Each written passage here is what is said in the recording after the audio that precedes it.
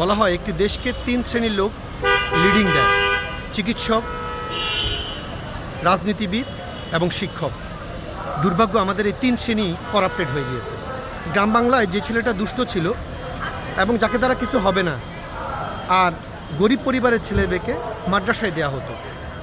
আলহামদুলিল্লাহ, যদি এটা একটা ভালো দিক যে আমাদের ঢাকাতে এখন ভালো ফ্যামিলির মা বাবারা, শিক্ষিত ফ্যামিলির মা বাবারা, যেহেতু স্কুল কলেজে সমকামিতার সিলেবাস আছে, ট্রান্সজেন্ডারের সিলেবাস আছে, এগুলো থেকে বাঁচানোর জন্য বাচ্চা কাচ্চাকে আধুনিক ইসলামিক শিক্ষায় ভর্তি করানোর জন্য আগ্রহী হয়েছে। কিন্তু এক শ্রেণীর লেবাসধারী, লম্বা টুপিধারী, তারা এটাকে ব্যবসা হিসেবে নিয়েছে। আপনি দেখুন, সকাল থেকে শুরু হয় এখানে জাম। আমি উত্তরা 12 নম্বর সেক্টর 16 নম্বর রোডে দাঁড়িয়ে আছি। এক একটা গাড়ির আপনি বাহার দেখেন। এই যে গাড়িটা যাচ্ছে, আমি তো গাড়ি ব্যবসার সাথে জড়িত ছিলাম। এই গাড়িটার দাম 1.5 কোটি টাকা। আচ্ছা বলুন তো, 1.5 কোটি টাকার গাড়িতে চড়ে এসি রুমে বসে একটা ছেলে হাফেজ হওয়ার পর সে যদি গ্রামে গিয়ে, যেখানে ইলেকট্রিসিটি নেই, এসি নেই, সেখানে হাফেজ তারাবি পড়াতে পারবে? পারবে না। এই যে সকালে গ্যাদারিংটা হয়, সরকার ইচ্ছে করলে এখানে একজন ট্রাফিক দিতে পারে। সরকারের কথা বাদই দিলাম, আমরা গার্জিয়ানরাও ইচ্ছে হলে করতে পারি, কিন্তু সেটা কেউ করে না। এখানকার এক একটা, আমি আমার ছেলেকে তানজিমুল উম্মায় ভর্তি করাতে নিয়েছিলাম, যেটা জামাত ইসলাম পরিচালিত।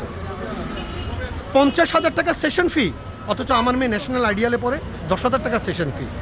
তাহলে বলেন, 50,000 টাকা সেশন ফি, 10,000 টাকা মাসিক বেতন, এবং স্কুলের টয়লেট পেপারটাও কিনে দিতে হবে। এর নাম ইসলাম? সাহাবারা কি এভাবে ইসলামকে জীবিত করেছিলেন? মসজিদে নববীতে চাটাইয়ের উপর শুয়ে থাকতো, সাহাবাদের মাথা সেজদার জন্য পাথর লাগতো। তাহলে আজকে শুধু শেখ হাসিনার বদনাম করি আমরা? আরে আমরা প্রত্যেকটা এক একটা জায়গায় জায়গায় শেখ হাসিনা, যে যাকে যেভাবে পাই আমরা রক্ত চুষি। আসুন আল্লাহ তাআলা আমাদেরকে প্রকৃত ইসলামের শিক্ষায় শিক্ষিত করুক, আমাদের ভবিষ্যৎ প্রজন্মকে এই ব্যবসায়িক শ্রেণী হোক, সেটা দুনিয়াবী শিক্ষা বা আখেরাতের শিক্ষা, এদের থেকে বাঁচাক। আমিন।